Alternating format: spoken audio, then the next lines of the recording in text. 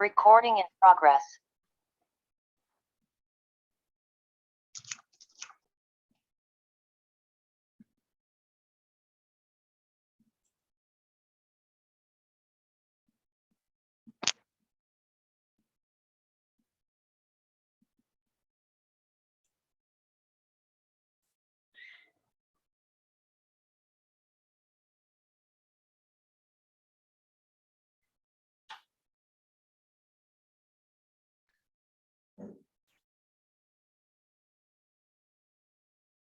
Pessoal, vocês estão...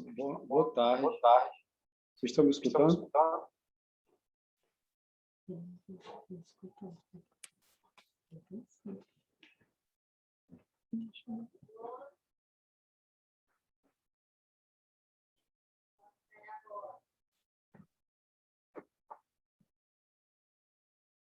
Vocês estão me escutando aí? Digo aqui no chat, por favor.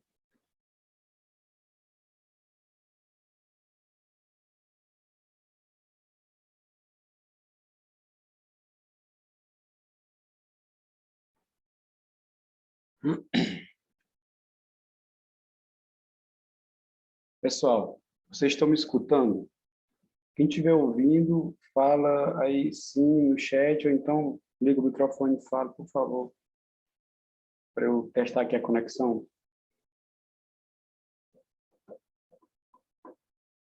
Sim, certo. Respondeu que sim, Rita também. Uhum. Daqui a pouco a gente começa. Esperar chegar mais alguém, vou falar aqui. E começando, pode ser que chegue alguém.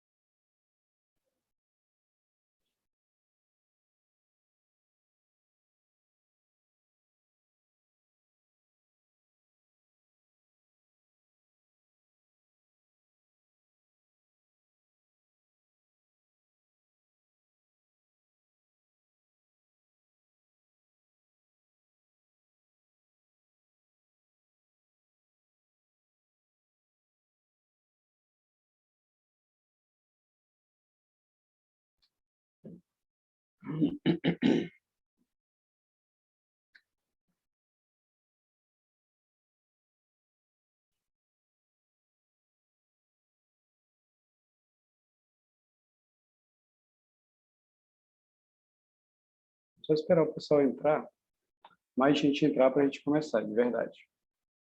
Esperar mais 2 minutinhos. Tem gente entrando ainda.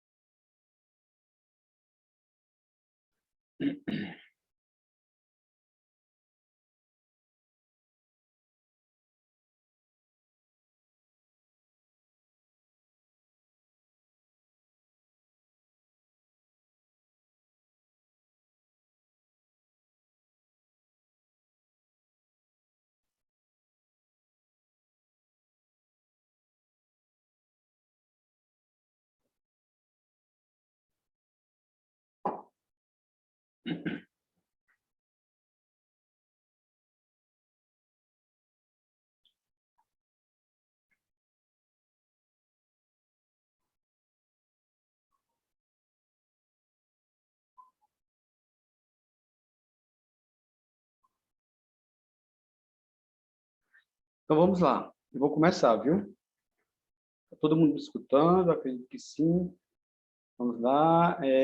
Boa tarde. Meu nome é Welson. Alguns já me conhecem da última aula, né? Sempre que tiverem com o microfone de vocês ligados, vocês procurem desligar o microfone se não forem falar nada, tá bom? Se forem falar alguma coisa, aí vocês liguem o microfone, para não dar eco. Mas se não forem, deixe desligado. Então, a disciplina antropologia, voltada para um curso de serviço social ou para qualquer outro curso superior, ela tem o objetivo principal de trabalhar o preconceito e o conhecimento. Como isso, professor? De trabalhar como esse profissional deve lidar com o conhecimento, deve lidar com o preconceito. Então, para que ele conhece? Para que eu conheço? Para que eu busco conhecimento? É para que eu, como profissional, como pessoa também, é para que eu fuja de preconceito. Porque o preconceito ele é filho da ignorância. Ele é filho da falta de conhecimento, em qualquer área. Você só desrespeita, você só tem preconceito com algo que você não conhece. Ok? E como é que eu conheço, professor? É estudando, é pesquisando, é averiguando, é que você conhece de verdade. Neste caso, aqui do curso, que vai lidar com pessoas de diferentes etnias, vocês vão lidar com pessoas pobres, ricas, negras, brancas, amarelas, homossexuais, heterossexuais, mulheres, deficiente físico, mental, vários problemas, várias diferenças, que fazem com que vocês precisem aprender ou discutir que existe ou existem várias diferenças que precisam ser respeitadas. E a disciplina que também cuida disso é a antropologia. Por quê? Porque ela vai estudar o homem, antropo é homem, logia é estudo, logia, razão, vai estudar o homem na sua diversidade. Então, quase todas as ciências, elas se destinam a estudar o homem, em diferentes aspectos, quase todas. Mas a antropologia, ela quer estudar o homem no seu contato cultural, na sua diversidade cultural. Que homem é esse? Que homem diverso é esse? E aí, essa disciplina tem esse objetivo. Então, a origem e significado do nome, do termo, é antropologia. Antropo é homem, logia, estudo, razão, eu tinha falado. Estuda o homem em sua diversidade cultural. A antropologia começa a ser discutida no século XVIII, mas se torna ciência apenas no século XIX. E digo a vocês que a antropologia ela começou a ser discutida, claro, sem sabermos que estavam sendo discutidos, na Grécia Antiga ainda, quando vários homens queriam entender, a partir de viagens que se faziam na Grécia Antiga, para conquistar, para guerrear, para se defender, e essas viagens, de certa forma, elas causaram estranheza, causaram curiosidade aos gregos, para eles identificarem como os outros povos falavam, comiam, conviviam. Então, essa curiosidade gerou nos gregos, na Grécia Antiga, a necessidade de querer entender outro povo. E essa necessidade já era a antropologia, de querer entender esse povo na sua diversidade. Ó. Eles são diferentes de mim, logo, eu preciso entendê-lo, porque eu preciso compreender de que forma eu posso dominar esse povo, eu posso atacar esse povo, eu posso me defender desse povo. Tá bom? Não era querendo entender o outro no sentido de ajudar. Nós estávamos vivendo num mundo, numa época ainda muito hostil, ainda vivemos essa época hostil, mas de outro modo. Então, não era querendo ajudar, era querendo entender para se defender desse povo. Quem é esse povo? No que eles acreditam? Quais são seus deuses? Quais são qual é a sua tradição? A partir daí, se prevenir. Nasce e se divide em várias áreas internas, né, da própria antropologia. Biológica, pré-histórica, linguística, psicológica, social e cultural. Nós vamos trabalhar hoje a parte mais social e cultural que tem a ver com o nosso curso. Mas nós temos essas várias outras aqui. A antropologia pré-histórica, todas as vezes que eu ouvi falar nessa palavra, nesse termo pré-histórica, é tudo o que aconteceu antes da escrita. Né? Depois que inventou-se a escrita, que o homem inventou a escrita, tudo que veio a partir daí é chamado de história, porque teve como registrar na escrita. E o que veio antes disso nós chamamos de pré-histórica. Né? A antropologia não é diferente, existe a antropologia pré-histórica, que estudam culturas antigas, antes da escrita, como essa cultura se relaciona, como esse povo se relacionava, como que eles buscavam conhecimento, como que eles usavam o conhecimento que eles tinham, do que eles acreditavam, por aí vai. Antropologia e serviço social, seus pontos de encontro e a desigualdade social. Então, a antropologia, no serviço social, ela tende a trabalhar da seguinte forma: nós somos um só povo, mas diferente. Nós somos um só povo, mas de culturas diferentes. Nós temos várias culturas no Brasil. E essas culturas, de certa forma, elas são evidenciadas, muitas vezes, por desigualdades sociais. Não significa dizer que essas culturas são menores do que as outras. Não. É porque elas são, de certa forma, mostradas, de certa forma, apresentadas pela desigualdade social. Porém, a antropologia tende a buscar o valor que cada cultura dessa tem, ou que cada microcultura dessa tem. Eu chamo microcultura, é dentro de uma maior, mas existem, por exemplo, a diferença do Nordeste para o Sul é muito grande, do Norte para o Nordeste também é grande, do Sudeste para o Norte. Então, essas microculturas que tem dentro do Brasil, esse multiculturalismo, é que faz do Brasil essa grande cultura, essa cultura riquíssima, que é, de certa forma, mal interpretada pelos próprios brasileiros. Né? Então, assim, quando eu olho para o Nordeste, eu olho com um olhar de pobreza. Quando eu olho para o Rio de Janeiro, eu olho com um olhar de violência.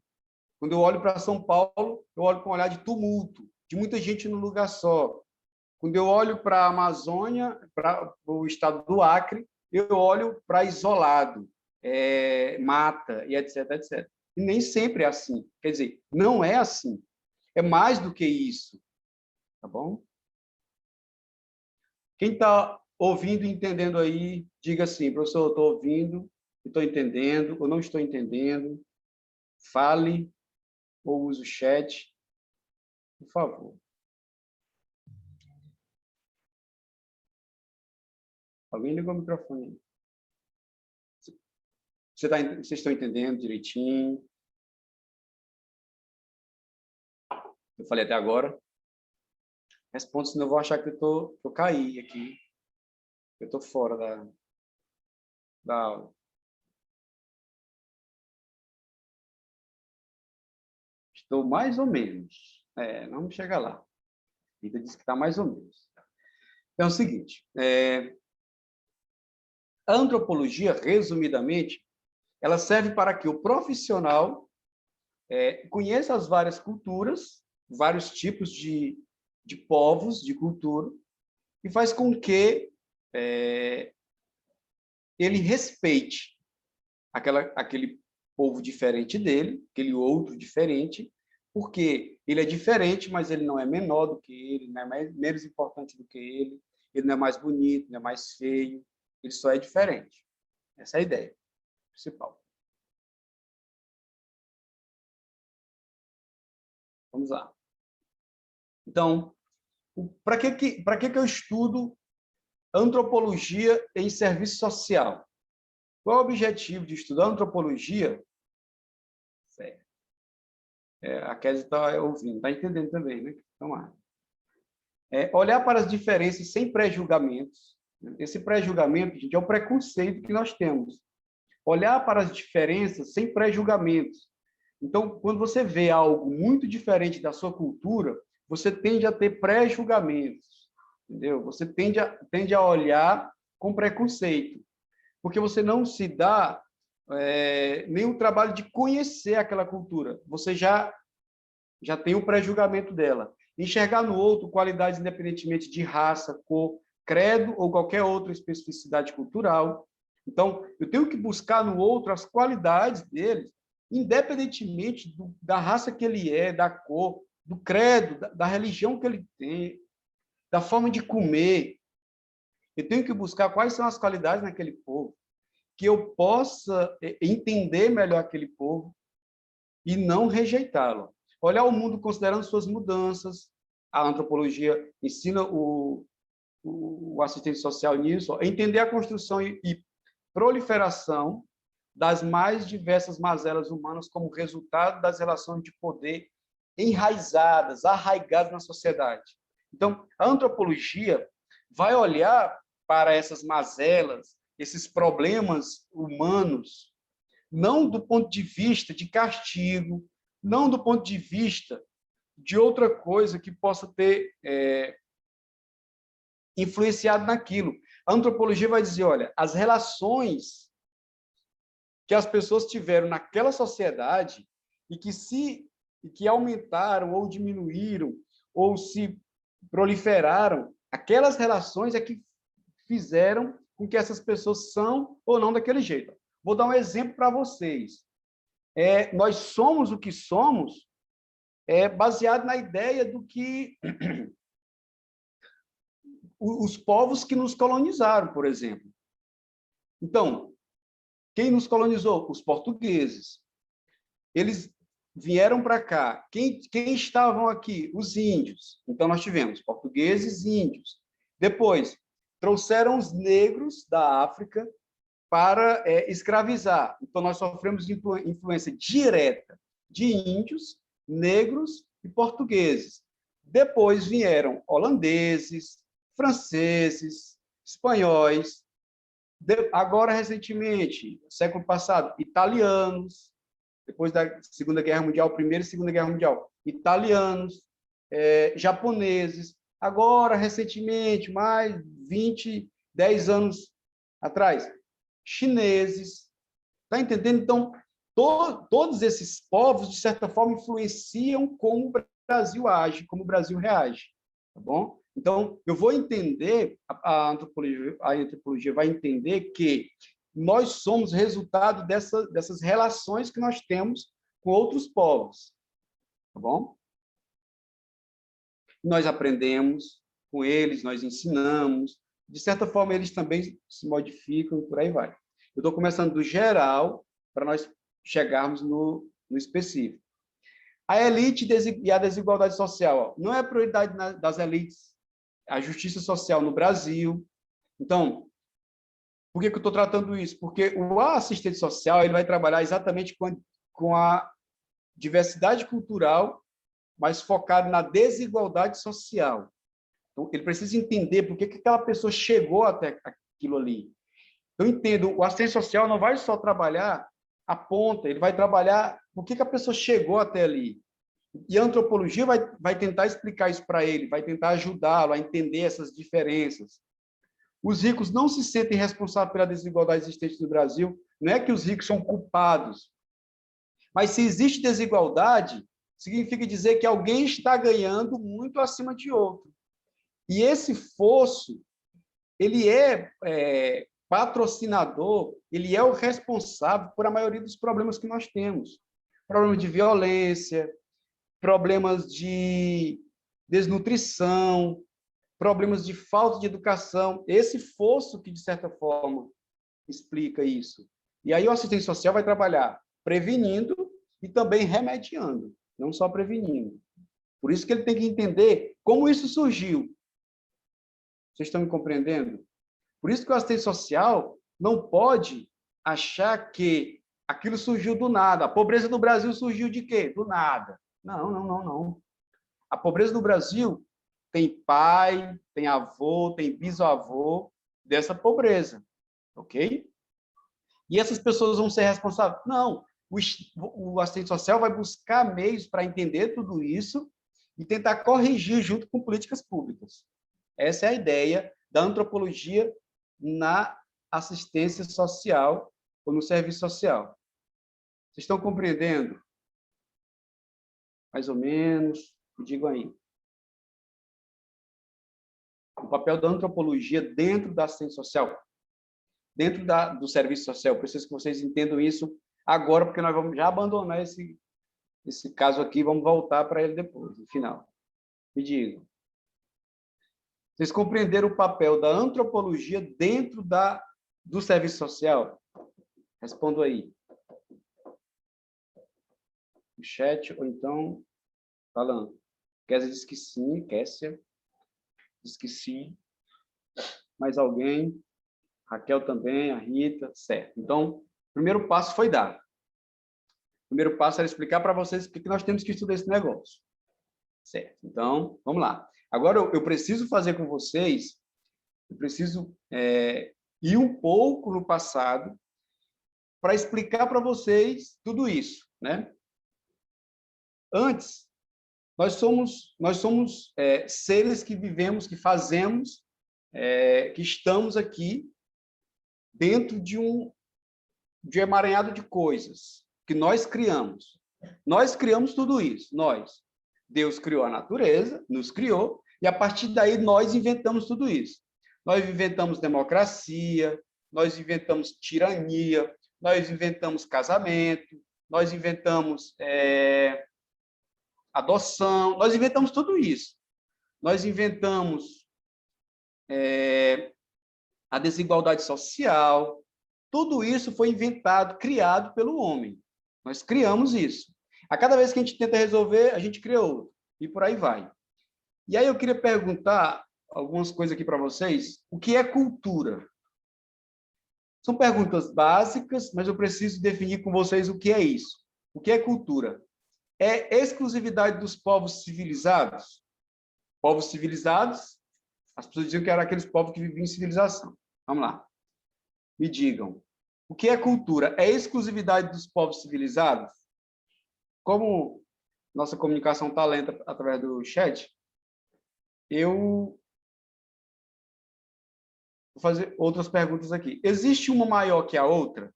Existe uma cultura maior que a outra cultura? Na opinião de vocês, existe? Estou tentando responder aí. Existe uma melhor do que a outra? Existe uma cultura melhor que a outra? Quem estuda tem mais cultura? O que vocês acham? Além do homem, outro animal consegue produzir cultura? Essas perguntas precisam nos orientar a partir de agora, porque a cultura já foi vista como esse primeiro ponto, apenas pessoas, povos civilizados é que tinham cultura. A cultura já foi vista com esse segundo ponto. Existe uma maior que a outra, e hoje é provado, já é ponto comum, que não existe uma cultura maior que a outra, assim como não existe uma melhor que a outra. Cada uma tem o seu valor, cada uma tem que ser respeitada como cultura.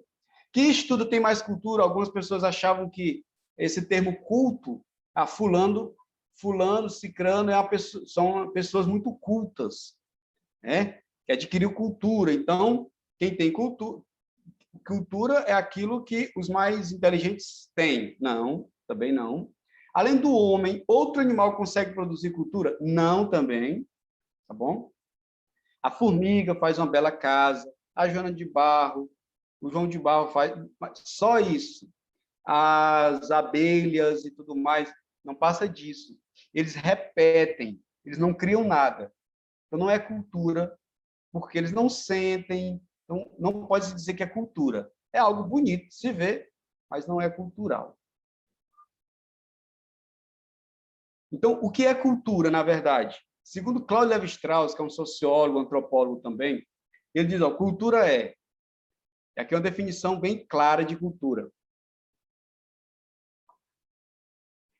É o conjunto de hábitos, atitudes e comportamentos. Hábitos, atitudes e comportamentos, ou seja, maneiras de sentir, de pensar e de agir de um povo. Então, cultura é um conjunto de costumes, de hábitos, de atitudes, que, através disso, eu consigo ver como aquele povo sente, pensa e age. Tá bom?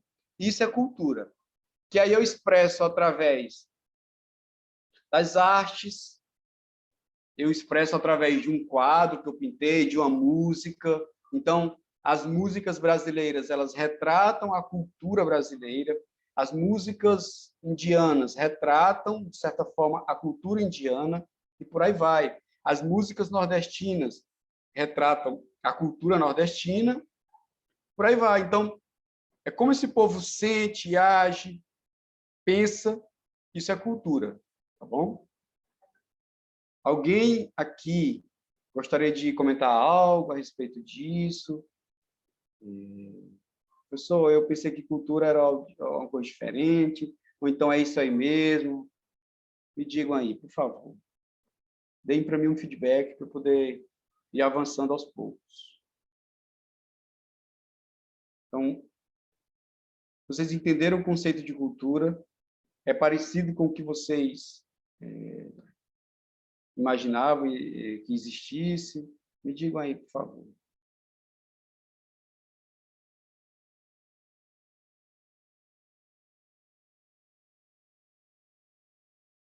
Vamos lá, ninguém quer falar aqui no chat não, né? Falando aqui.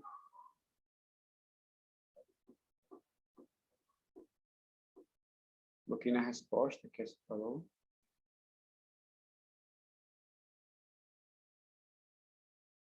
Então, vamos lá. Então, por que vocês precisam saber do conceito de cultura? Porque esse conceito de cultura, ele é um conceito antropológico. Então, aí é a antropologia na veia. Então, imagina só um assistente social, ele precisa entender, para ele poder ajudar alguém, ele precisa entender que povo é aquele que ele está ajudando. Entendeu? Ele precisa entender como é que aquele povo pensa, como é que aquele povo sente, como é que aquele povo age, para ele poder saber do que aquele povo necessita. Entendeu? É por isso que o conceito de cultura é modo de agir e pensar de um grupo, exatamente. Então, é para vocês entenderem que isso é a antropologia voltada para toda e qualquer profissão, e nesse caso, para os assistentes sociais. Tá bom?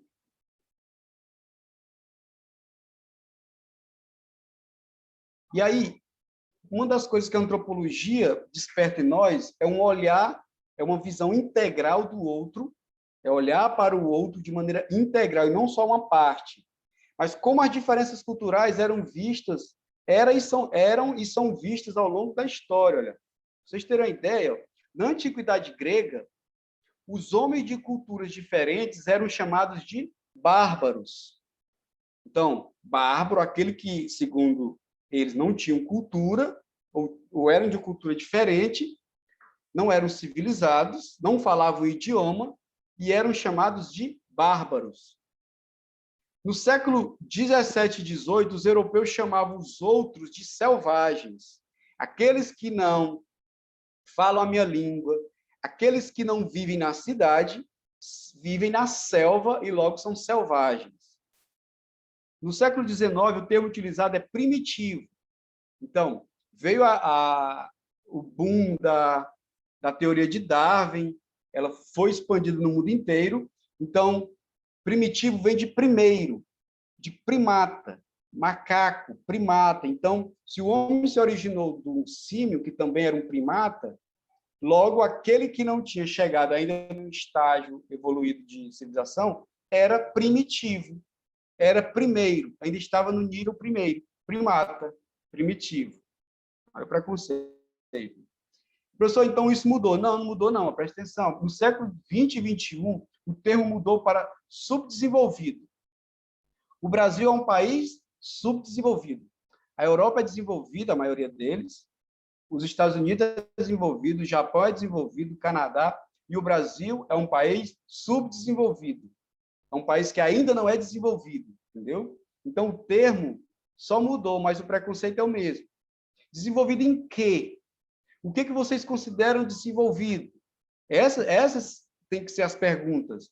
Vocês consideram desenvolvido o quê? Baseado em quê? É tecnologicamente? É culturalmente? É socialmente? Como? De que modo dizer que um país é ou não é desenvolvido? E tem um termo, os países emergentes. O Brasil é um país emergente. Se você for ver, esse termo é bonito, mas ele é mais preconceituoso ainda, que quando você afunda, você imerge na água. Quando você sai, você emerge. Então, eles estão dizendo que o Brasil é um país que está afundado, que ainda é afundado, mas que está emergindo, está saindo da lama ou da água, vamos dizer assim, entendeu? Então, o preconceito também existe, visto por eles para conosco. Entenderam? Acho que entenderam. Todo mundo escutando bem aí, acredito que sim, não tem ninguém reclamando, a aula está tranquila, ninguém está ligando o microfone sem querer aí. Bacana. Só queria que vocês participassem um pouquinho mais para eu poder direcionar alguma coisa. Mas fiquem tranquilos aí. Um pouco de história sobre antropologia. E aqui eu preciso de uma paciência um pouco maior de vocês, que eu preciso fazer um resgate histórico, depois eu volto. Tá bom? É aquilo que eu falei para vocês. Eu queria que vocês continuassem comigo. Né? Evolução das teorias e momentos históricos necessários ao entendimento. O que é o neocolonialismo? É o novo colonialismo. Né? Então, houve o colonialismo na época dos portugueses e depois um colonialismo mais recente e aí de onde surgiu a antropologia. Tá bom? Olha, as grandes potências industriais dirigem-se para continentes como a Ásia, a África e a América, Oceania, para dominar e explorar esses povos. Essa nova leva de colonialismo, os homens começaram a tentar entender como era que aquele povo se relacionava. Contato com o diferente surge como desafio para os estudiosos que interpretavam os relatos das viagens desses novos colonizadores, antropologia de gabinete chamado. Por quê? Porque esses estudiosos eles não viajavam para o local. Eles sabiam do que estava acontecendo lá e eles tentavam interpretar. Por isso que é chamado de antropologia de gabinete, que é um tipo de preconceito. Porque eu não estava em contato com o objeto e eu dizia como é que aquele objeto se relacionava. Por exemplo, antes disso, quando os portugueses vieram ao Brasil, o Pero Vaz de Caminha, que escrevia as cartas, né, para a corte portuguesa, ele descrevia os índios que, lendo as cartas, você imaginava que fossem monstros. Eles se sentam em cima dos próprios pés. Ó. Como é que pode? Eles se sentam em cima dos próprios pés, dos calcanhares, dos tornozelos, porque eles ficavam acocorados, né, de cócora ali. Então, é como se eles se sentassem em cima deles mesmos. Mas se isso não é explicado direito, você imagina que seja um monstro, um bicho.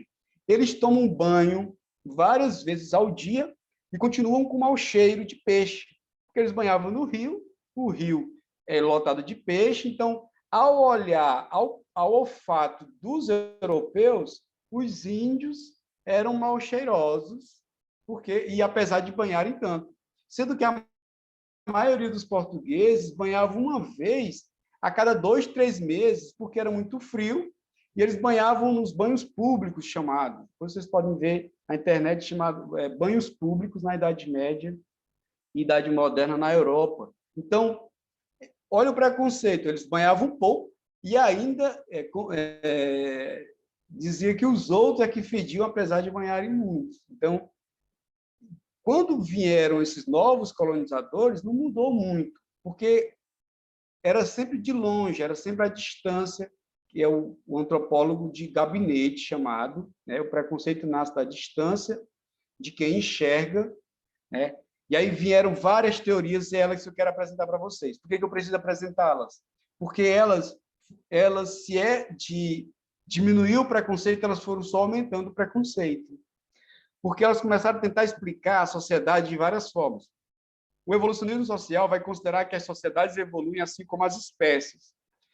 Quando o Darwin disse que o gato evoluiu da onça, que o cachorro evoluiu do lobo, que aqui no Nordeste o calango evoluiu do dinossauro, o jacaré evoluiu do dinossauro também. Então, quando se disse isso, a antropologia disse, então, as sociedades também evoluem do jeito das espécies. Tá? Isso ajudou eles a entenderem também as sociedades. Já que o Darwin entendeu as espécies trabalhando o evolucionismo, nós vamos entender as sociedades trabalhando o evolucionismo. Considerava as sociedades primitivas, as primeiras, como sociedade em estágio inferior ao desenvolvimento alcançado pelas sociedades ditas civilizadas, que eram eles, a Europa e os Estados Unidos, iam para outros lugares e aplicavam lá a mesma teoria de Darwin, que era o evolucionismo. Então, a partir daí, eu já comecei a entender que quem não estava no meu nível era abaixo de mim, não era diferente, era abaixo. E quem dizia que o nível era bom era eu, o meu olhar. Conduziu a Europa ao etnocentrismo, achando-se civilizado e o resto do mundo primitivo. Etno é raça, é povo, centrismo é centro. Então, a Europa se achou o centro do universo. Depois, gente, nós tivemos consequências absurdas. Professor, mas isso não gera nada, isso é besteira. Nós tivemos consequências absurdas com o Adolf Hitler. O Hitler levou isso muito a sério. O Hitler disse que a Europa, os arianos, né? O povo ariano, os brancos, altos, os europeus mesmos, puros, vamos dizer assim que ele dizia, era a raça mais evoluída da Terra. E ela tinha que ser preservada a detrimento dos outros que eram diferentes dela. Então, a partir daí, o Hitler começou a fazer uma espécie de varredura étnica, uma espécie de limpeza étnica no mundo. Então, todo povo que não era considerado ariano era alvo do Hitler. E ele queria dominar, ele queria escravizar esse povo para servir para o povo que ele julgava ser o mais evoluído. Uma loucura. Uma loucura que uma simples teoria antropológica pode suscitar, uma simples teoria antropológica pode causar no mundo. Porque não tem jeito, olha. Vou ver se eu consigo explicar um negócio para vocês aqui. Presta atenção, toda tomada de decisão de um líder, ela não pode ser à toa, ela tem que ter base. E hoje, baseia-se na ciência, né? Hoje, baseia-se na ciência. A ciência diz isso, o líder tenta se basear lá, porque ele vai dizer o seguinte, olha, se der errado, eu ponho culpa ali, na ciência. O que está acontecendo no Brasil hoje? É bem parecido. Então, vamos acreditar na ciência. Então, vamos acreditar na ciência. Presta atenção que o Bolsonaro, por exemplo, ele é criticado demais por não seguir a ciência, né? Ele tenta seguir outras coisas ali, remédio que é usado para outra coisa, mas ele está dizendo, não, mas esse remédio também foi criado, foi descoberto pela ciência, então eu estou respeitando a ciência. Então, esse show de narrativas, mas não é o foco que eu quero entrar. O foco é, quando o governo vai tomar uma decisão, por exemplo, quando ele vai construir uma escola, uma simples escola, em um determinado local, ele não constrói à toa, gente. Ele precisa saber quantas famílias tem ali, quantas crianças, de quantos anos, qual a distância para a maioria das casas, para ele poder construir uma escola ali. O que que ele buscou? Ciência. Ele não foi feito à toa, que eu achei bonito esse morro aqui para construir uma escola. Não, tem que ter um estudo antes para construir, tá bom? Então, por exemplo, na minha opinião, o que mais essa pandemia trouxe de ruim, além das mortes e do desemprego, que é algo direto, o indireto, pior, na minha opinião, foi o fato do Brasil não fazer o censo demográfico, não fazer a pesquisa do IBGE. Por quê? Ah, professor, isso não é importante. É sim, para os próximos anos, para traçar políticas públicas nos próximos anos, é de suma importância eu tirar uma foto da realidade para eu poder projetar isso lá no futuro. Então, isso tinha que ter sido feito, o governo alegou que não tinha dinheiro, por aí vai. Mas eu estou dizendo que quando o Hitler tomou essa decisão de fazer essa limpeza étnica no mundo, ele tomou baseado em conhecimentos científicos, dizendo que o homem europeu era mais evoluído do que o resto do planeta. E tem mais, o Hitler investiu muita grana, muito dinheiro em pesquisas médicas, pesquisas científicas, usando humanos como cobaia, tá bom? A gente fica estarrecido com isso, mas isso era verdade. Usavam humanos como cobaia para poder entender como que aquele povo chegou até ali. Tinha experiências absurdas, absurdas. Por exemplo, descobrir quanto tempo que uma mulher durava em trabalho de parto, né? Observava a mulher tendo trabalho de parto ali e amarrava suas pernas para que a criança morresse e ela morresse também. Algo absurdo, terrível, mas tudo para poder documentar. Tem, você pode procurar na internet, chamada medicina nazista, tem várias coisas lá, várias coisas absurdas que foram descobertas a partir daí. Vocês terem ideia, o Baygon é da Bayer, a empresa que constrói o Baygon é da Bayer, é alemã, e a Bayer ela foi responsável por fazer uma espécie de gás que matava judeus e outros povos, entendeu? Então, o gás mortífero que era solto na câmara de gás da Alemanha, ele foi construído, foi fabricado pela Baia, que hoje usa Baygon para matar rato, matar barata e mosca e etc. Mas aquilo nasceu para matar ser humano.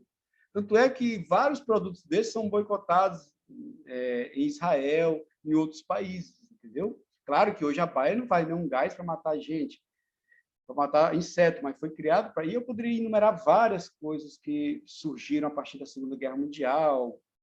Se vocês quiserem procurar na internet, a Fanta laranja surgiu lá para competir com a Coca-Cola, que era americana. O Fusca surgiu lá para competir com o Ford, que era americano. E por aí vai. Eu estou dizendo para vocês aqui, um simples estudo antropológico ele pode influenciar muito em como as pessoas agem. Por isso que é importante vocês estudar antropologia para não agirem com preconceito, claro, não do nível do Hitler, mas com preconceito também igual que ele agiu. Evolucionismo social, então, vocês dão uma olhada aqui. Respondam no chat para mim uma pergunta, ou aqui no microfone. Respondam lá dizendo o seguinte: na opinião de vocês, qual é o povo, qual é o cara aí, a pessoa mais evoluída dos três? Mais evoluída? Vê se vocês já passaram no teste. Quem é mais evoluído dos três aí? Vou esperar aqui 2 minutinhos que eu preciso dessa resposta. Coloque no chat. É o homem branco ou negro? Quem respondeu aqui? A Raquel disse que é o do meio. Mais alguém? Quem é o mais evoluído na opinião de vocês?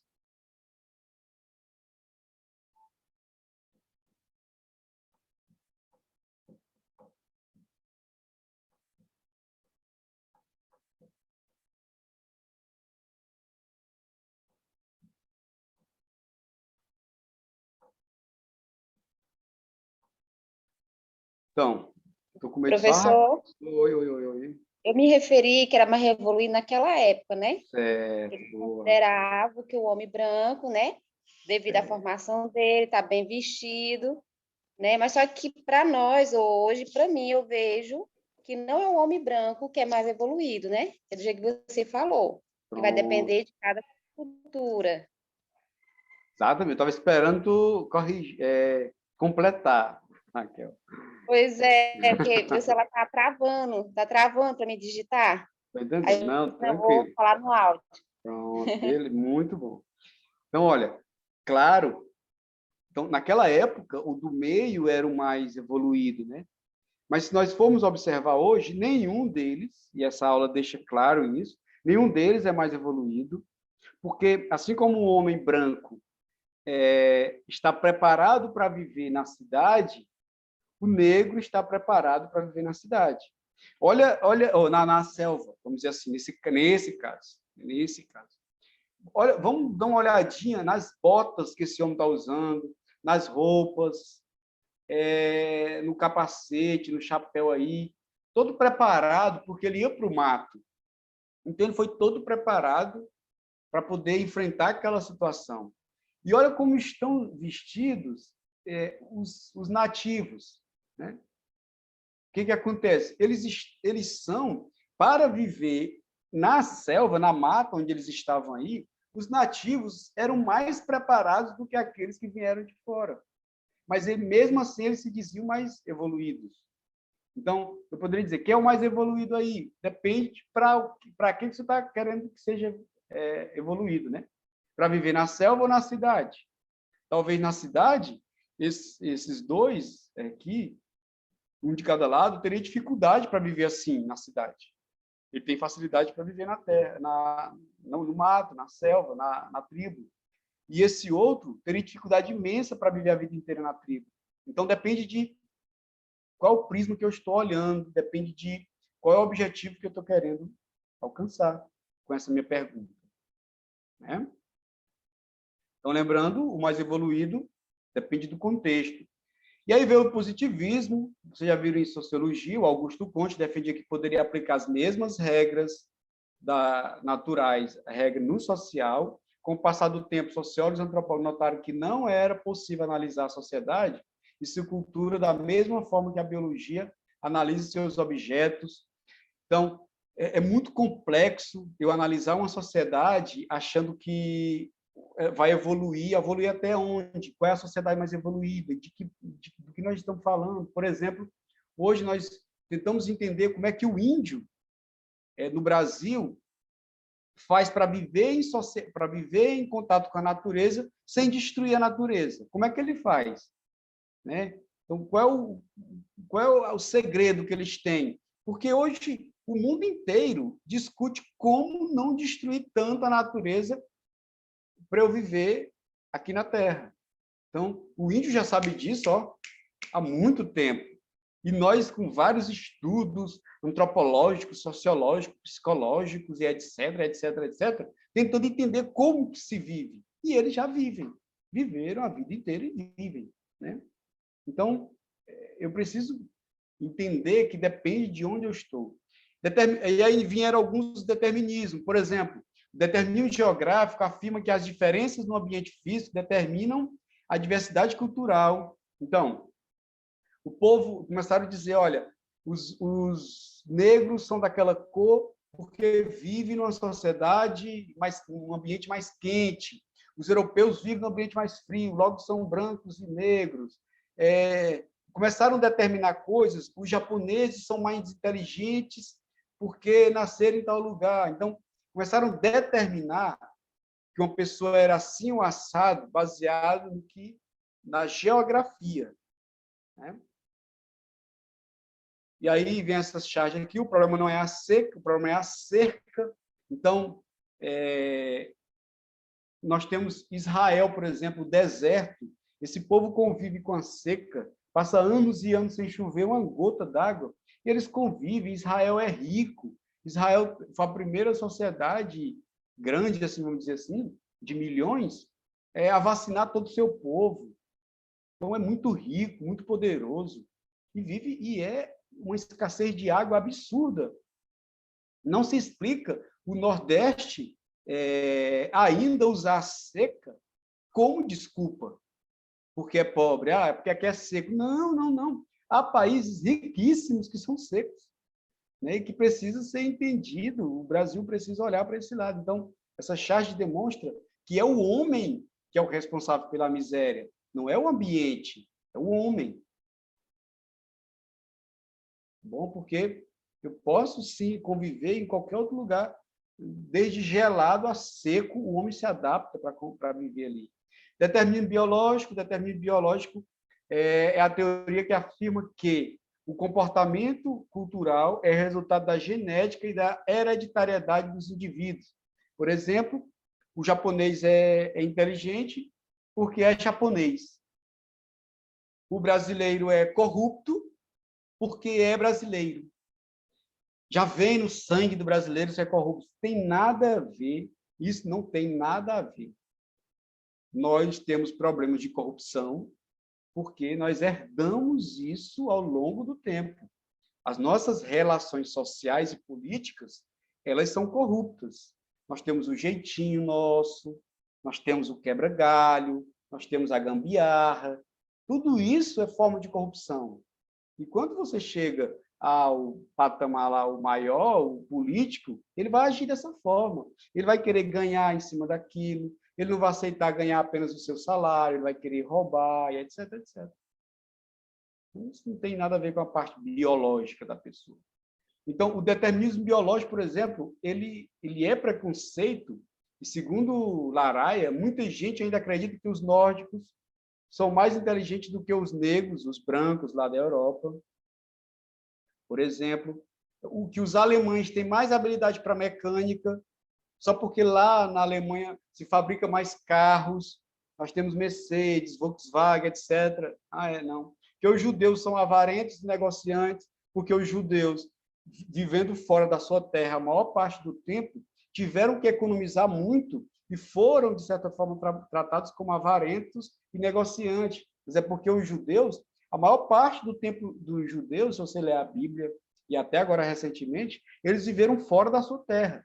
Então, quem vive fora da sua terra tem que aprender a guardar. Que os norte-americanos são empreendedores e interesseiros, outra falácia, isso não determina nada. Tem um monte de americano que é morto de preguiça, tem preguiça demais, tá bom? Não tem nada a ver. Que os portugueses são muito trabalhadores e pouco inteligentes, isso não é verdade também, isso é um determinismo biológico. Que os japoneses são trabalhadores, traiçoeiros e cruéis, porque isso remete à Segunda Guerra Mundial, deles terem invadido Pearl Harbor nos Estados Unidos, de maneira traiçoeira, né? Aí dizem que os ciganos são nômades por instinto, não, é cultural aquilo ali, que os brasileiros herdaram a preguiça dos negros, a imprevidência dos índios e a luxúria dos portugueses, por isso nós somos quem somos, isso não tem nada a ver, nós herdamos cultura, você não herda a parte biológica, não há um determinismo biológico. Bom?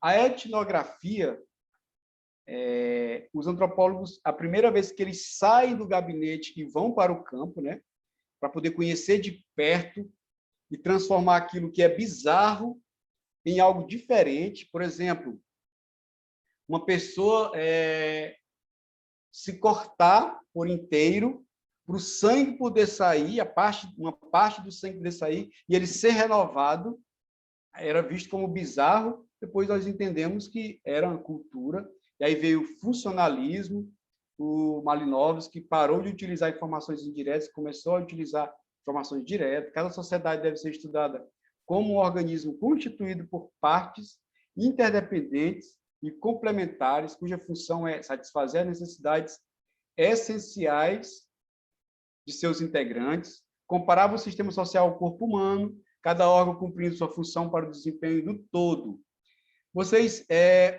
A gente chama as coisas públicas na nossa cidade, nós chamamos de órgãos, não? Nós chamamos de órgãos públicos, não é isso? Vocês lembram? Nós chamamos, por exemplo, o posto de saúde é um órgão público. Assim, vai ter concurso para os órgãos públicos da cidade. Por que órgãos? Porque esse autor ele defendia que a sociedade é um corpo e que cada parte dela é dividida como se fossem órgãos. E cada órgão tem a sua função, assim como tinha,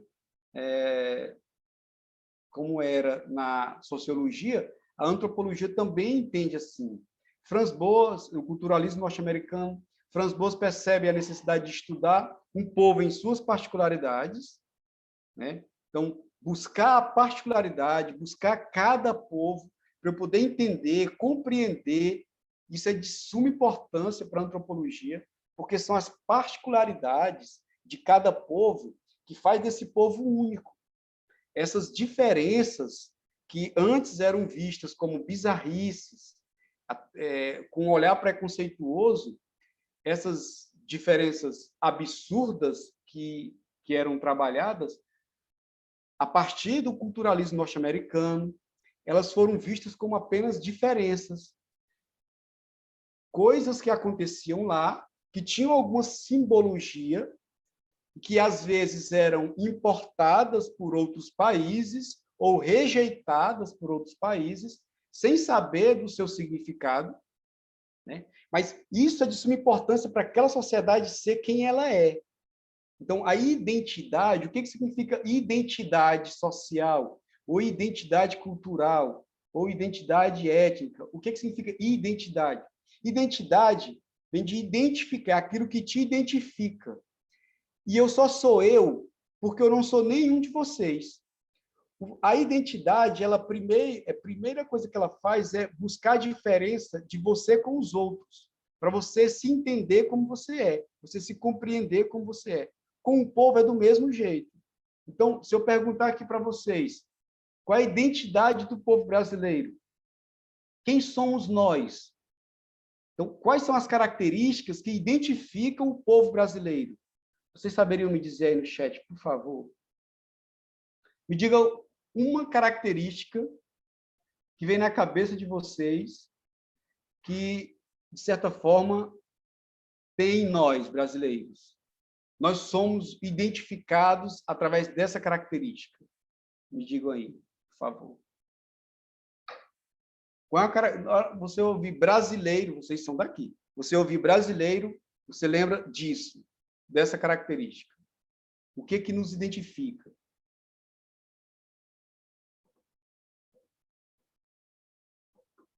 Diga, chat.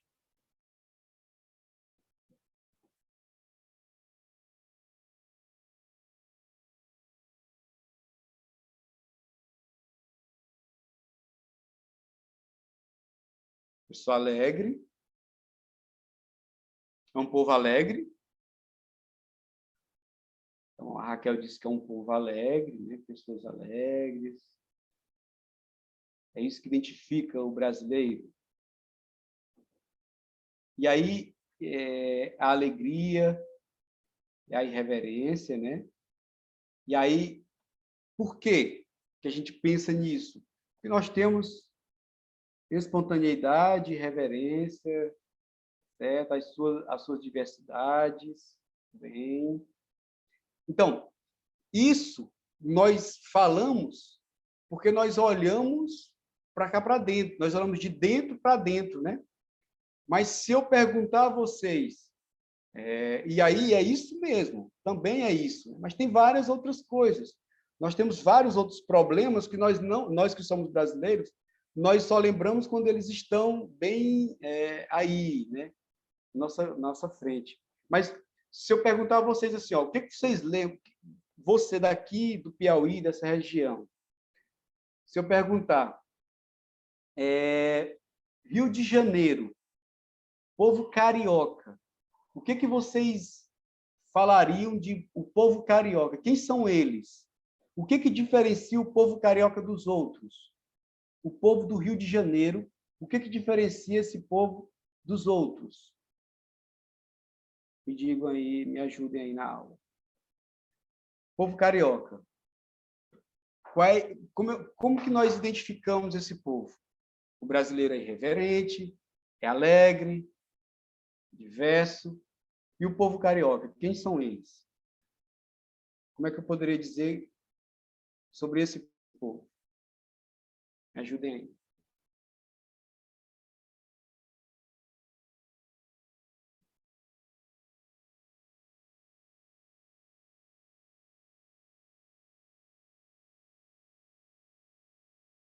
Quem são eles?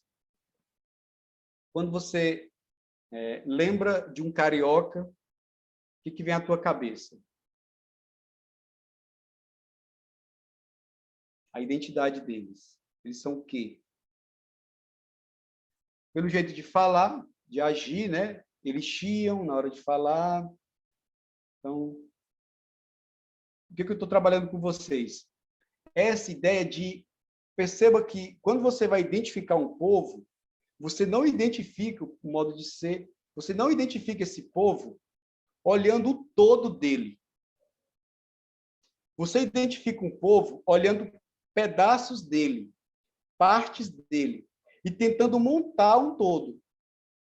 E perceba que você é, de certa forma, influenciado a fazer isso, a montar.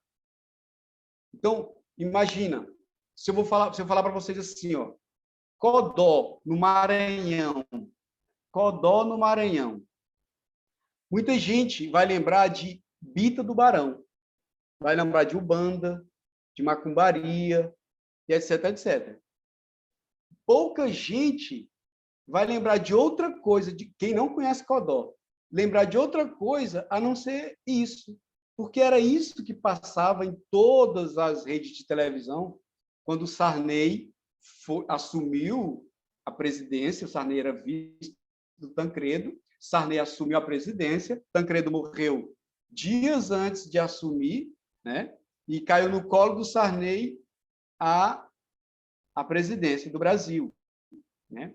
E o que foi que a televisão inteira foi atrás? Esse homem, meu Deus, quem está por trás desse homem para ter sorte desse jeito? Aí encontraram um padrinho do Sarney, o Bita do Barão, que era da Umbanda, e que, segundo eles, ele fez um serviço, a loucura, para o Tancredo Neves morrer e o Sarney virar presidente.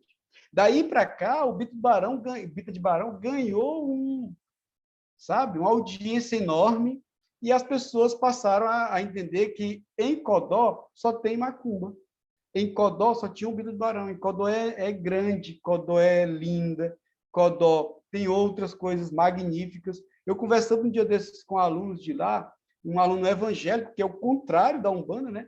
Um aluno meu, que era pastor, ele disse: professor, nós temos o maior encontro de evangélicos do Brasil. Ele acontece em Codó.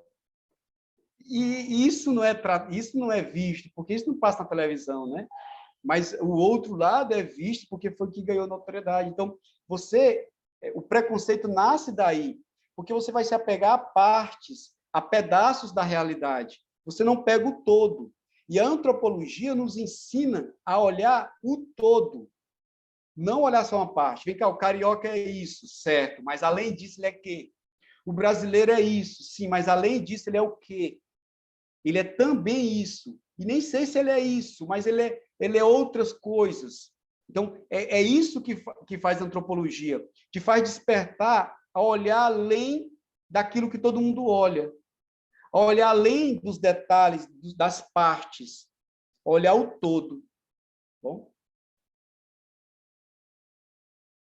Então, cada grupo tem suas condições históricas, climáticas, linguísticas. Nós nos vestimos como nós nos vestimos, muito baseado na cultura que nós temos, mas também baseado no clima que nós temos. A cultura e a história, e não mais a raça, seriam a causa das diferenças entre as populações, né? Então, é o que te ensinam. Nós comemos coisas que nós aprendemos, né? Nós vestimos coisas que nós aprendemos a vestir. Então, em vários lugares do Brasil se veste diferente, em vários lugares do mundo se veste diferente, baseado na cultura e não mais na raça. A cultura como componente aprendido e transmitido e contribui para reprimir comportamentos instintivos. O que é isso, professor? É que, culturalmente, é que nós aprendemos que não se deve matar, que nós aprendemos que não se deve roubar culturalmente. A cultura, de geração em geração, vem passando isso para nós e acaba colocando isso em lei, em regra social, em lei, que há uma punição para que se isso aconteça. Então, de certa forma, o instinto do homem qual é? De matar. O instinto do homem é de roubar. Ele olha, está precisando, tem alguém que tenha, é instintivo, mas ele aprende, através da cultura, que não se deve fazer aquilo. Então, como esse homem aprende, tem um filme na Netflix agora, ele é grande, ele parece enjoativo, assim, ele tem 2 horas de filme, mas ele é interessante porque ele vai trabalhar esse lado de você se conformar. Ele é indiano, se não me engano, o nome dele é O Tigre Branco. E ele é bom, o filme, porque acontece coisas absurdas no filme, mas ele é bom porque ele mostra como ainda a cultura indiana, eles são presos a castas, né? Aqui no Brasil nós temos, no lugar de casta, nós temos realidades sociais e desigualdade social, que são classes sociais. Na Índia, eles têm as castas que eles são, de certa forma, ainda presos a isso, né? De certa forma, porque está se abrindo muito. Mas esse filme faz uma crítica muito contundente a isso, a ideia de eles serem prisioneiros deles mesmos. Então, assim, eles têm regras absurdas em relação a empregado e patrão que extrapola todo e qualquer direito trabalhista. Então, o patrão, alguns patrões têm direito a bater no empregado, ele tem direito sobre o empregado, a ponto de bater, de espancar o empregado, de bater na família do empregado se ele lhe roubar. Então, alguns empregados, o filme denuncia isso, eles precisam entregar o endereço de todos os parentes, se acaso ele roubar e fugir, os parentes são mortos, né? O parente paga com a própria vida o que aquele outro fez. Então, assim, é uma denúncia, mas que tem tudo a ver com a antropologia, porque é uma sociedade que ainda vive presa em algo que nós, de certa forma, já nos libertamos. Nós somos presos de outras, nós temos outras cadeias, mas essa das castas, nós, de certa forma, já nos libertamos há algum tempo. Aqui no Brasil não é proibido uma pessoa paupérrima casar com uma riquíssima. Não é proibido isso. Isso acontece e nós somos felizes assim. O estruturalismo, Karl Levi-Strauss, parte do princípio de que faz-se necessário uma análise da estrutura de símbolos que representam conceitos em cada sociedade. Em cada sociedade, daqui a pouco nós vamos falar mais sobre isso, mas há símbolos. Por exemplo, o casamento é um símbolo. A aliança que nós usamos no casamento é um símbolo que, a princípio, queria dizer uma coisa, mas nós transformamos em algo que une o casal, e etc, etc. Então, nós somos lotados de simbologias. Os nossos pais são símbolos para nós, eles representam algo para nós. A tua mãe tem uma simbologia, e presta atenção que essa simbologia está mudando, está sendo alterada com o tempo. Então, nós usamos símbolos que são, de certa forma, alterados pela própria sociedade. Através do totemismo, Levi-Strauss faz uma relação entre os objetos existentes em cada cultura e os diversos significados que damos a eles. Totemismos são objetos sagrados, a grosso modo, amuletos, mas são objetos sagrados, símbolos sagrados, e que nós, de certa forma, reverenciamos isso. Então, aqueles que são cristãos reverenciam certos símbolos, aqueles que são muçulmanos reverenciam certos símbolos, os que são espíritas, bandistas. Há símbolos que são reverenciados e têm o seu valor em cada cultura. Então, esse estudo dos símbolos, o Claudio Levi-Strauss falou sobre isso. Existe a antropologia interpretativa, que essa é muito mais voltada para tentar entender, como eu coloquei aqui, esse emaranhado de significados que nós mesmos criamos, né? Por isso a antropologia serve como ciência para buscar os significados. Nós temos coisas que nós criamos que têm significados que nós não fazemos ideia de por que ainda existem, que nós repetimos, porque o que deixa uma cultura, o que faz uma cultura forte, não maior do que a outra e mais forte do que a outra, mas o que faz uma cultura forte e pujante é a tradição, são os costumes daquela cultura, é que faz essa cultura forte. Então, a tradição é algo que você faz sem questionar. É tradicional e todo mundo faz. Então, a cultura, o alicerce da cultura é na sua tradição. Então, as pessoas fazem, todo ano se faz um festejo, é cultural já o festejo de Santo Antônio dos Milagres, o festejo de São Gonçalo do Piauí, o festejo de Água Branca, o festejo de Campo Maior, festejando um certo santo escolhido há vários anos, e aquilo se repete a cada ano, em determinado mês. Então, isso é cultural, e isso se faz a cada mês e a cada ano, e percebe que isso, cada dia, fica mais forte. Porque as pessoas, quando vão dizer, olha, isso já se faz há tantos anos, há milhares, que é o caso da Índia e China, há centenas de anos, que é o caso de festejos, de festas na Europa, há dezenas de anos, que é o caso de festejos aqui no Brasil. Então, o que eu estou dizendo para vocês é que essa cultura interpretativa, essa antropologia interpretativa, tenta entender por que as pessoas agem daquele jeito, né? As pessoas de cada cultura se definem, que é o que você acabaram de fazer, leitura de leitura, que os nativos fazem de suas próprias culturas. Então, a leitura da leitura é o nativo olhando para dentro da sua cultura, nós, e tentando entender a nossa cultura. Vem cá, quem somos nós? Quem sou eu? Né? Por que eu faço isso? Por que eu como isso? Por que eu faço assim? Então, esse questionamento é o que a antropologia fala de leitura da leitura. Que nós, profissionais, sejam professores, assistentes sociais, nós precisamos fazer essa leitura de nós mesmos. Será que nós somos isso? Será que nós somos um povo alegre mesmo? Sim. Por que nós somos alegres? Nós aprendemos a sorrir com nossas misérias, nossos dilemas. Por que nós fizemos isso? Isso é uma reação social, uma reação psicológica, tentar entender esse povo.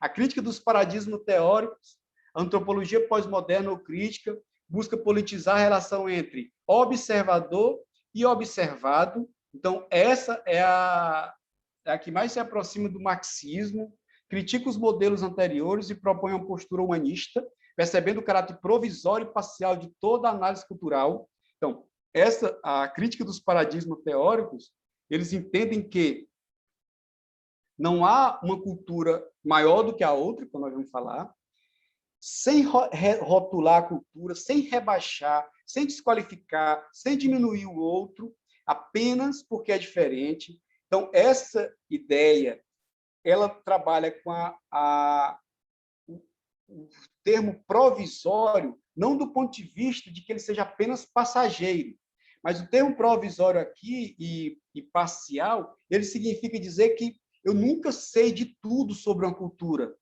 Por isso que eu coloco como provisório, porque é parcial, eu nunca sei de tudo. Eu sempre sei apenas de uma parte, e aquela cultura sempre é maior do que eu acho que ela seja.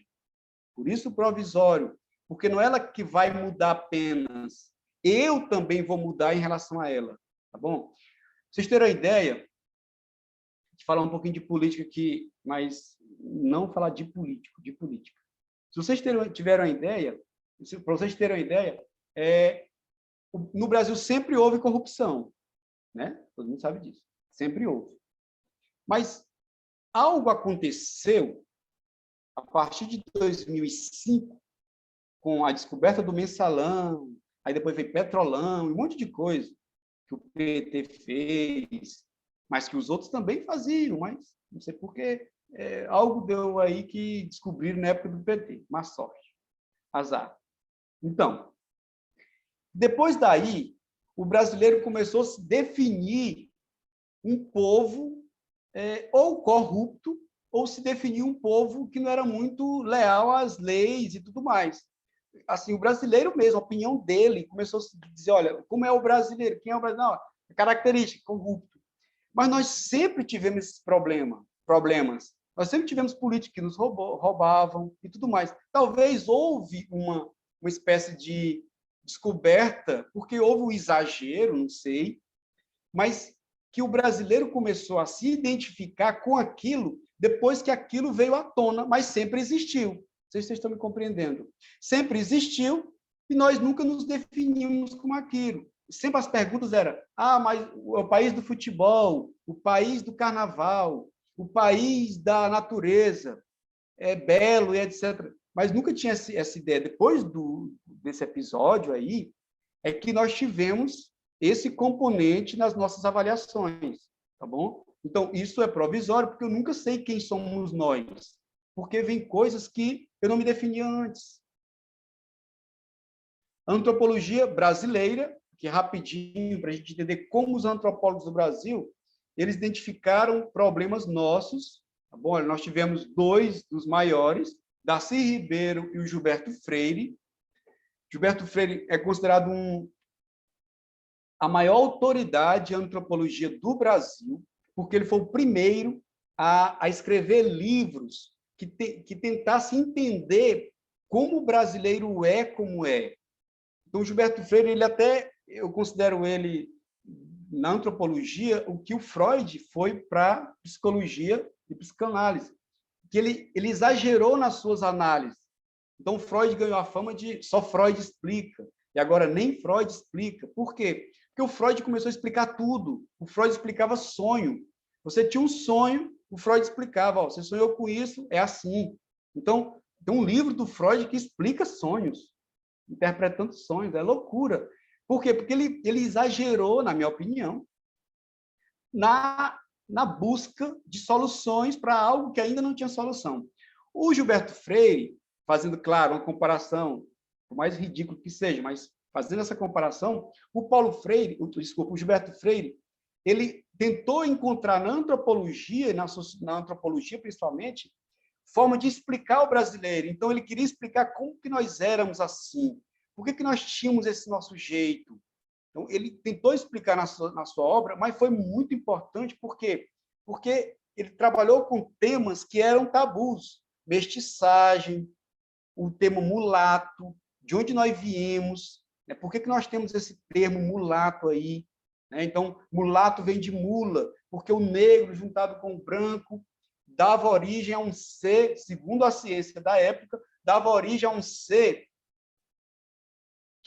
que era estéril, assim como a mula e o burro são estéreis, porque nascem da união de jumento e égua, e jumento e égua, e cavalo e jumenta, daí nasce a mula e o burro.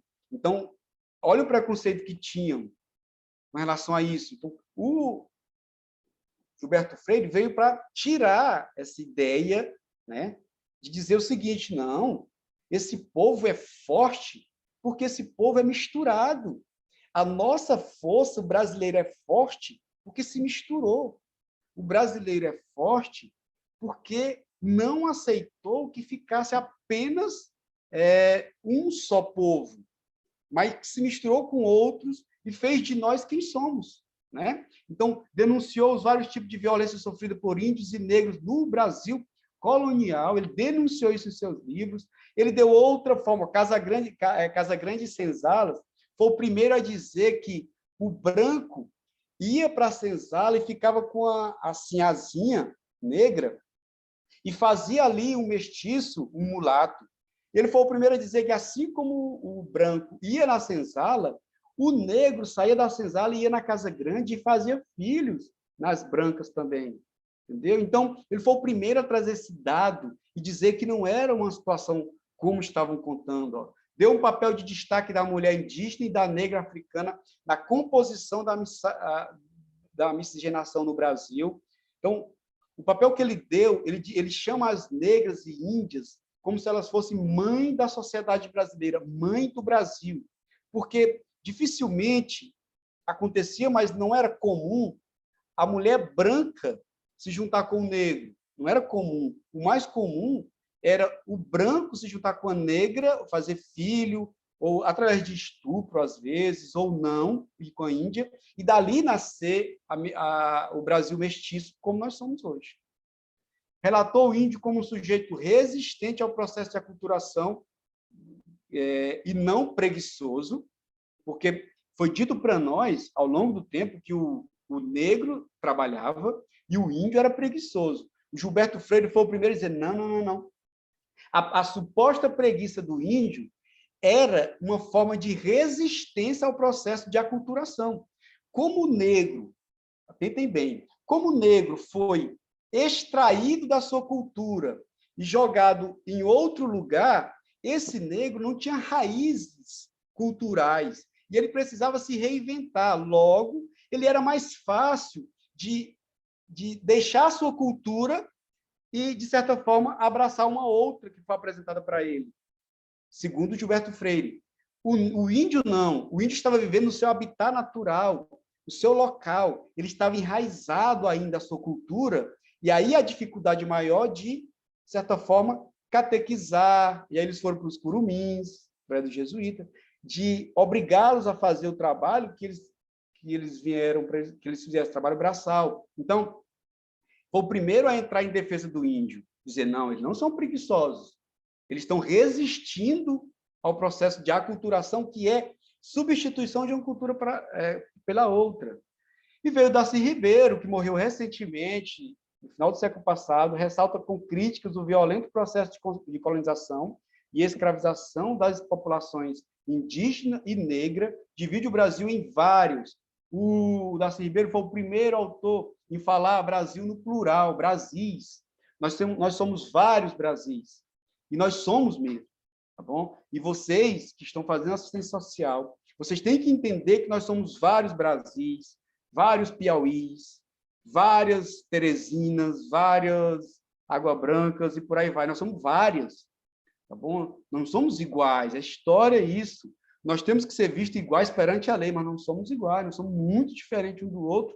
Vocês precisam buscar entender essa diferença para respeitar.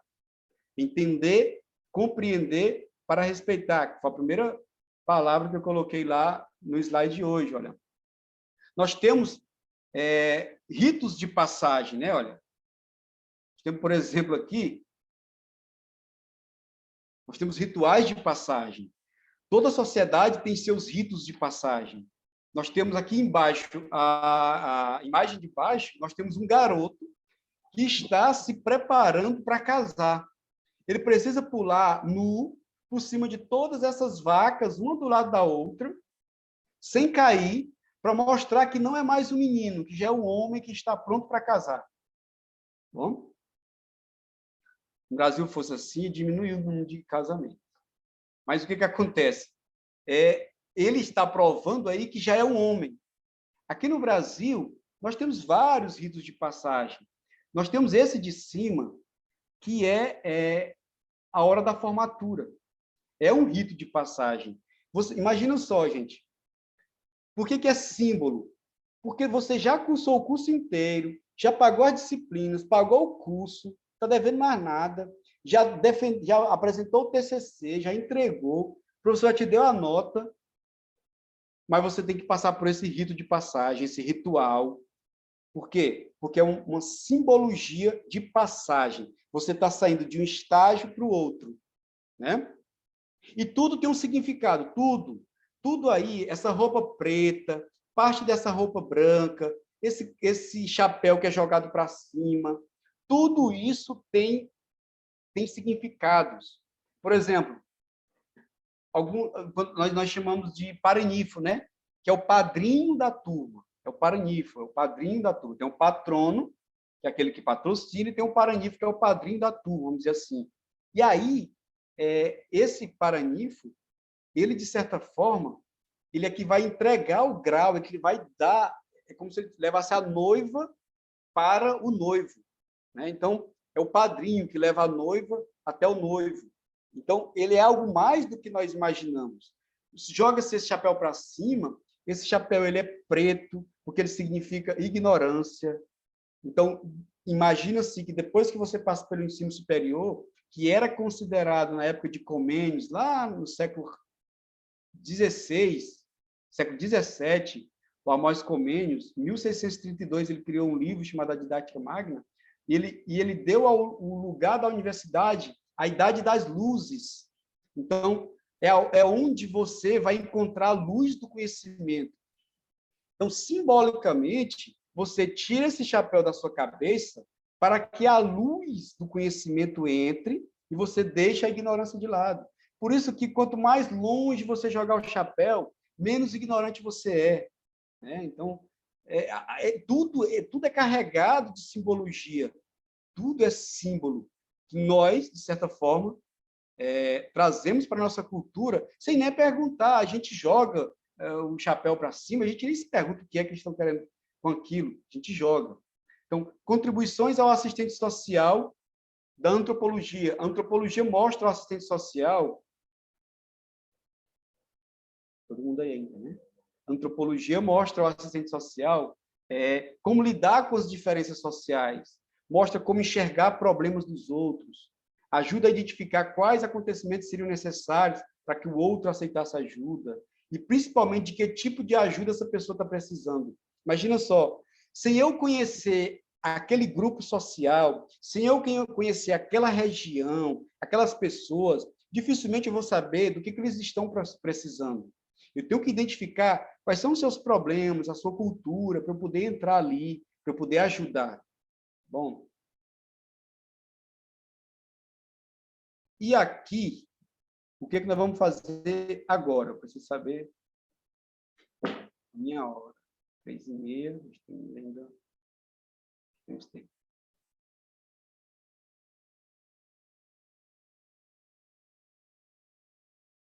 Então, nós temos alguns conceitos importantes para o assistente social. Até agora, como nós estamos? Me digam aí, por favor. Estão entendendo, compreendendo?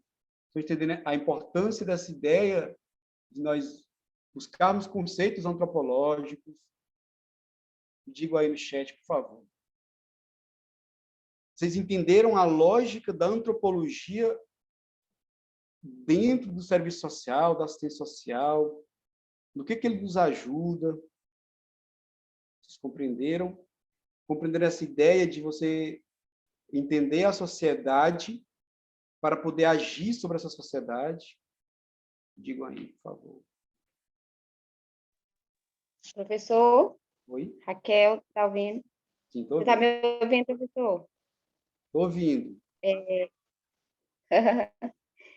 Foi muito interessante, né? Porque, assim, para hoje o assistente social está difícil, né? Para trabalhar numa sociedade tão capitalista e que tem muita desigualdade, não é isso? Exatamente. E, assim, para mim, abriu bastante minha mente, coisas que eu não sabia nem o que antropologia, o que ela estudava, agora não, ficou mais claro o conceito e tudo. Né? E que até, Exatamente. como nós estamos formando essa profissão, é muito importante. Eu não imaginava o tanto que a antropologia era importante para assistente social, viu? Gostei muito. Tá certo. Nós vamos ainda concluir aqui, mas só para eu ter esse feedback do início aqui, desse finalzinho. Certo? Está todo mundo dizendo que compreendeu. Certo? Então, vamos lá. Espera aí, ainda falta meia hora, 27 minutos. Vamos terminar. Então, o que acontece? A dica que eu dou para vocês, toda vez que vocês assistirem uma aula, seja de qualquer disciplina, você faça algumas perguntas para você. Quais as perguntas? Você pergunta assim, olha, o que eu aprendi... Obrigado, Isabel. O que eu aprendi hoje? Se pergunte, o que você aprendeu hoje? Pronto. Outra pergunta. O que eu aprendi? O que eu aprendi que pode ser melhorado por mim fora da escola? Melhorado por mim ao chegar em casa? O que eu posso melhorar chegando em casa, no caso de vocês já estão em casa, depois dessa aula, ao longo do tempo?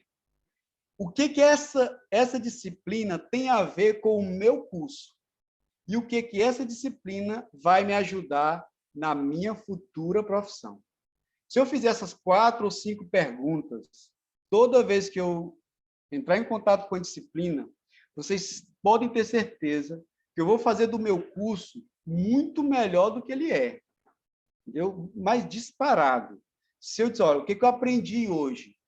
Se a minha resposta for nada, ó, aprendi nada hoje. Então, o que eu vou fazer para recuperar o que eu deveria ter aprendido com essa disciplina? Aí já muda a segunda, né? A terceira é, o que essa disciplina tem a ver com o meu curso? E o que essa disciplina vai me ajudar na minha futura profissão? Se eu responder essas 4 questões, eu vou fazer do meu curso excelente, tá bom? Porque no ensino superior, quem faz muito o curso é o aluno. O professor importa, sim, mas o aluno é que faz o direcionamento daquilo que o professor entendeu para a sua profissão, né? Então, existem alguns conceitos que nós precisamos entender, eu já falei até de alguns deles aqui, que a antropologia ela serve de remédio contra isso, ou ela serve de explicação, que eu falei do etnocentrismo. É uma visão do mundo onde o nosso próprio grupo é tomado como... vocês estão me escutando aí? Porque agora deu uma queda aqui na internet. O meu próprio grupo é tomado como centro de todos os outros, né?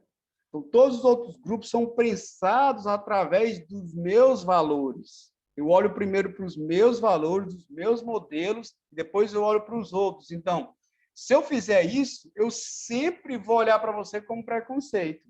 Você sempre vai estar depois de mim, atrás de mim, olha. Com o pano de fundo, temos a experiência de um choque cultural.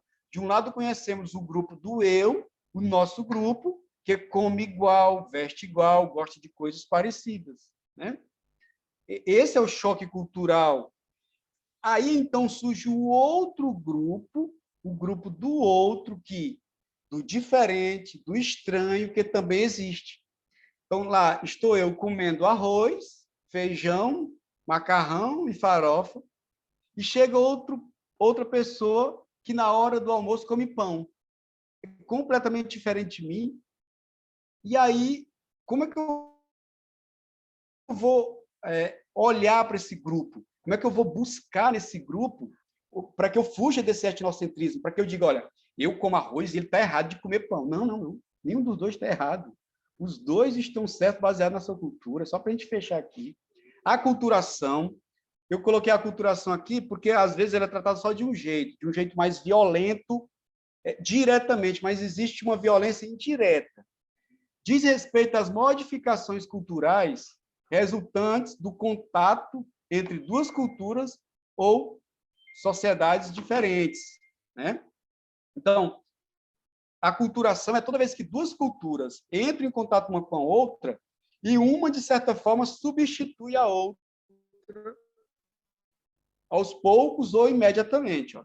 Esses contatos podem ser diretos, provocados por colonização, conquistas militares, imigração, evangelização, e indiretos, através dos diversos meios de comunicação social que nós temos aqui. Ó. Pode acontecer de duas formas, por destruição e por assimilação. Aqui no Brasil, nós já tivemos as duas. Nós tivemos um processo de aculturação por destruição, que foi com a cultura dos índios, várias culturas, milhares de tribos indígenas foram extintas aqui no próprio Piauí. Tem até uma brincadeira que diz que o único índio é o Wellington Dias. E aí as pessoas competem e ainda ficou um dos piores da aldeia. Não é brincadeira, o Wellington. Quem gosta dele, gosta, quem não gosta, tudo bem. Mas onde é que eu quero chegar? Aqui no Brasil, acabamos com aldeias indígenas porque, de certa forma, houve um extermínio em massa. Houve um genocídio, se é que vocês me entendem. Houve no Brasil já um genocídio. Então, nós, quando eu digo nós, o Brasil matou, exterminou diversas culturas, variadas, milhares de línguas. Nós tínhamos milhares de línguas. Nós só temos 3: Tupi-Guarani, Libras e português. Nós tínhamos mais de 3.000 línguas no Brasil, para vocês terem uma ideia. Loucura, nós exterminamos, nós causamos uma destruição total em várias aldeias indígenas e povos. Então, isso foi por destruição mesmo, né? Mas tem por assimilação, que essa é light, essa é doce, mas entra. Por exemplo, quando nós passamos a comer hambúrguer no Brasil, por exemplo, foi um processo de aculturação por assimilação. Nós passamos a comer hambúrguer do McDonald's, do Burger King, do McDonald's e de vários outros hambúrguer você faz na sua casa. Ali é uma cultura americana, do fast food, uma cultura da comida rápida, entendeu? Que nós, de certa forma, assimilamos no nosso dia a dia. O nosso espetinho, ele virou fast food. O nosso espetinho virou algo rápido também, parecido com o McDonald's. Você chega, pede, o rapaz te entrega ali na sacolinha e você vai comer. Nós, de certa forma, nós sofremos esse processo de aculturação ainda hoje, com músicas, jeitos de se vestir, de falar. Tudo isso é processo de aculturação, por assimilação.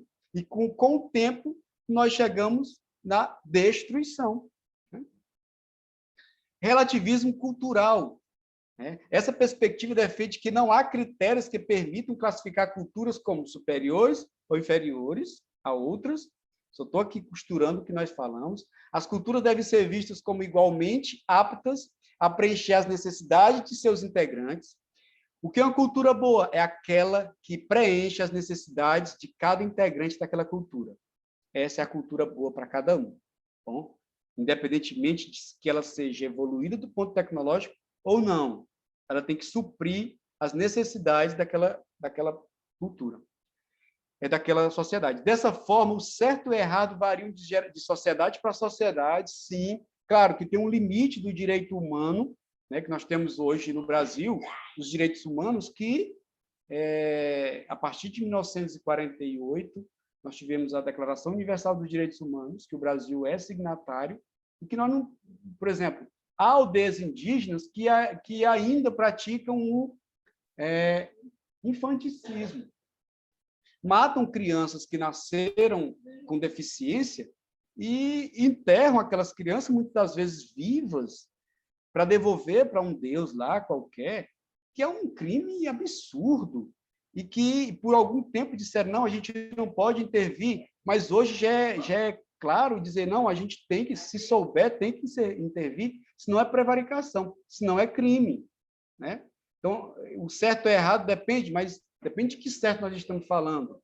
O pós-modernismo, né? Eu falei na aula passada do Bauman, que fala da sociedade líquida, lá em Sociologia, mas o pós-modernismo também fala sobre isso, representa a nova forma do capitalismo, em que uma série de transformações tecnológicas impactou na ascensão de novas formas de relação, de consumo e de movimentações do capital financeiro. Por exemplo, nunca foi tão bom falar desse slide como agora, depois do Pix. Né? Então, quando eu falava, gente, não existe dinheiro, dinheiro não existe, é uma fantasia. Eu já falava, há uns 10 anos que eu falo isso, que ninguém tem dinheiro na poupança. Quem viveu na época do Collor de Mello e tinha dinheiro na poupança, conseguiu amargar isso com seus próprios olhos. Viu que não existe dinheiro de poupança, não existe dinheiro. É uma ilusão. Professor, é uma ilusão? Sim, é uma pura ilusão, porque é uma convenção que nós temos para comprar algo. Então, se convencionou aquilo. Por quê? Porque hoje você faz transações através de PIX, de transferências bancárias, que você não chega a tocar no dinheiro. Professor, mas eu me satisfaço daquele dinheiro. Sim, mas aquele dinheiro, realmente, ele não existe, porque se uma das partes quebrar ali, vai ter problemas seríssimos. Há problemas seríssimos em repor aquilo. Então, mas é o que a tecnologia faz conosco. Ela faz a gente abandonar aquilo que é palpável e se apegar naquilo que o Bauman chama de líquido, que é o virtual. Vocês estão assistindo a aula hoje comigo aqui, virtual. Nada é palpável mais. Né?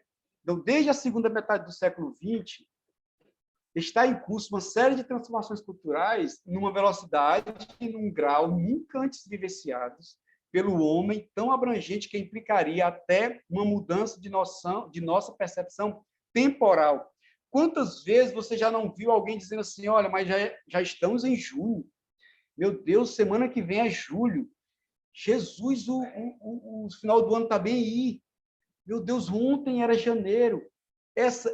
O tempo ele continua sendo igual. O tempo continua sendo igual. A nossa percepção de tempo é que mudou radicalmente, porque o pós-modernismo ele nos trouxe essa mudança de percepção. Imagina só, aqui um exemplo rapidinho. Quando nós não tínhamos WhatsApp e nem internet à vontade, o médico, o paciente que estava lá com o médico, faltava não sair. Era loucura, meu Deus, mas como demorava você esperar o médico. Hoje eu já vi gente sendo chamada a atenção pela a atendente, porque chamou o nome dela. E ela não ouviu, porque ela estava no Wi-Fi da clínica, lá no WhatsApp, no Instagram e no Facebook, etc. E chamou o nome dela. O nome dela foi chamado por aquela vozinha mecânica lá. Várias vezes, apareceu na televisão e ela não viu. Depois ela foi lá na moça, vem cá. Ainda falta muito, né, filho? Pelo amor de Deus. Não, a senhora foi chamada já, achei que a senhora estivesse aqui. Está entendendo? Então, por quê? Porque a percepção de tempo nossa está assim. Porque nós estamos ocupados com coisas tecnológicas que faz de nós, de certa forma, seres que acompanham essa mesma velocidade tecnológica, né? E a antropologia se interessa por isso. O multiculturalismo, juro que estou terminando, o multiculturalismo é uma diversidade cultural coexistindo dentro de uma mesma nação, em que há um elo comum que mantém a sociedade unida. Olha, nós temos um elo comum. Qual o nosso elo comum? É a língua. Apesar de o sul-rio-grandense, o gaúcho, falar de tchê e tudo mais, e a gente falar aqui de rumbora e etc., nós temos dialetos diferentes, mas nós falamos a mesma língua. Então, a língua ela é um elo, né? Um elo comum, esse elo que junta tudo, né? Nessa mesma sociedade, mas que há um multiculturalismo muito grande. As diferenças em que habitam o mesmo Estado devem ser respeitadas e encorajadas a coexistirem harmoniosamente. As regiões do Brasil são um bom exemplo disso, necessidade urgente de respeito cultural, que eu falei para vocês, assim como os nordestinos precisam ser respeitados, os sulistas também precisam ser respeitados, o pessoal de São Paulo também precisa ser respeitado por nós também, que temos preconceito contra eles, nós temos. Claro que o preconceito deles para conosco é muito mais agressivo, mas nós temos preconceito também. Nós temos, aí eu coloquei aqui rapidinho, nós temos leis que tentaram, de certa forma, olha, nesse século já, que obriga a escola a trabalhar o ensino de história afro-cultural. Nós temos que obriga também a escola a trabalhar não só o Dia do Índio, mas conhecimentos com relação a povos diferentes do Brasil. Então, algumas das principais, para vocês terem uma ideia, que eu coloquei de propósito para corroborar com aquilo que eu falei antes, olha, algumas das principais etnias indígenas brasileiras. Na lista não constam as 305 etnias oficiais ainda. Então, a loucura, quantidade de etnias que o Brasil tem, olha, das principais, olha, e é loucura. Olha a quantidade que tem, que tinha, algumas delas morreram ainda, né? Então, culturas opostas em um mesmo planeta não deve ser encarada como algo anormal. Somos todos seres humanos.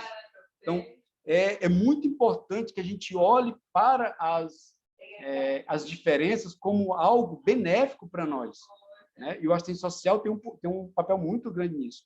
O que eu vou querer de vocês agora? Vocês vão fazer uma atividade que vai estar na plataforma, talvez uma atividade escrita, mas eu vou mostrar aqui para vocês, eu quero uma pesquisa bibliográfica. Vocês vão ler alguma revista, eu indico o site.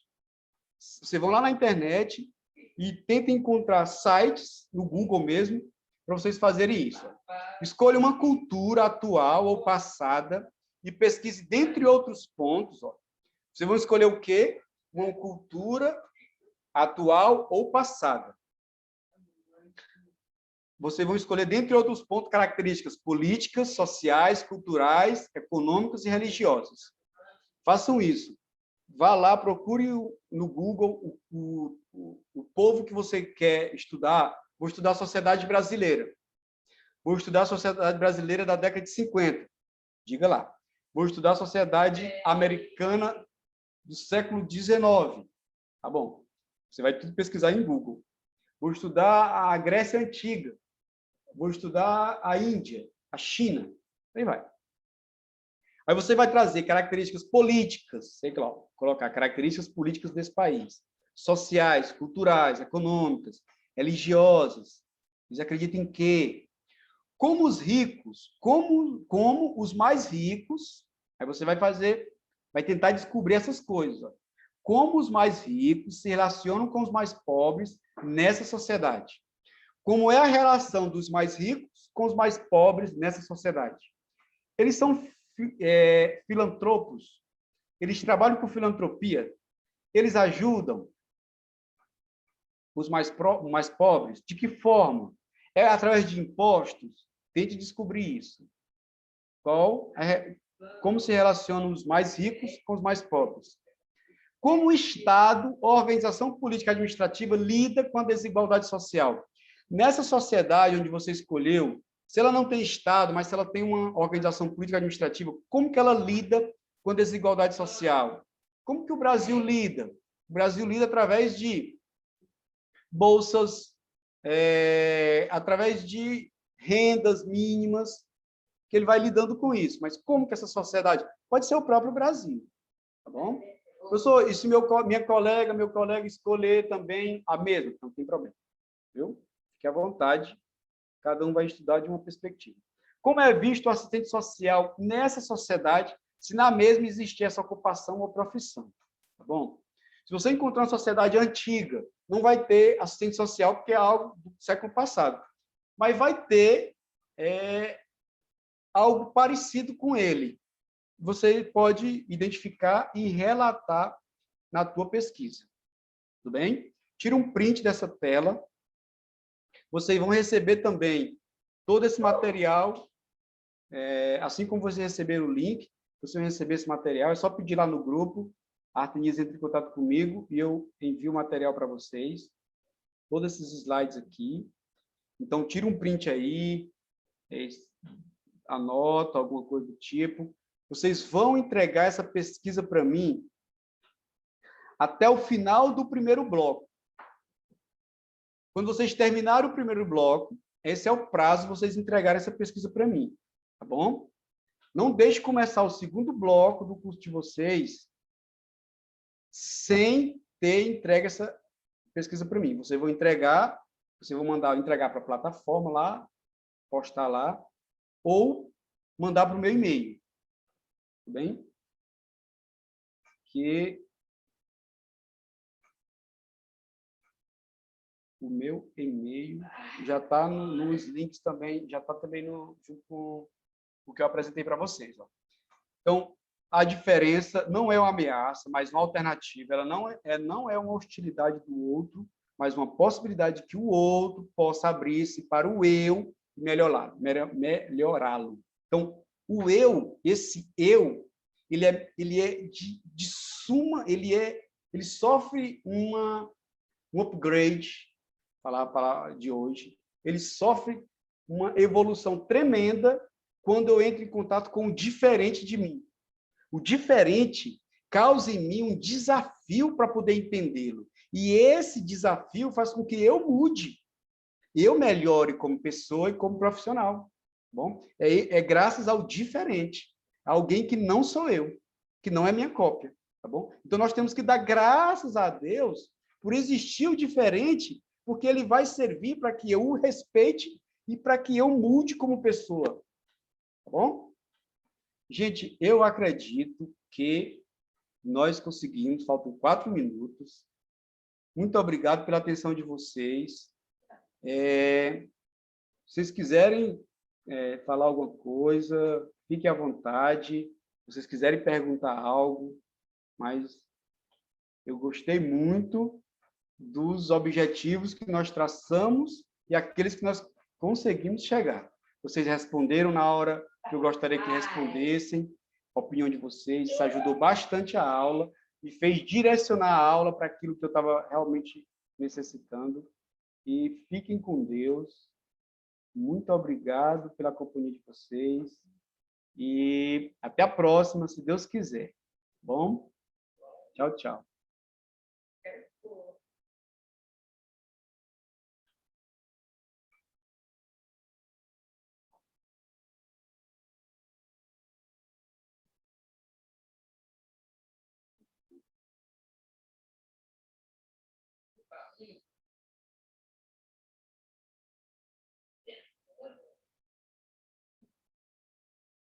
Obrigado, Tess. Obrigado, Raquel. Obrigado, pessoal.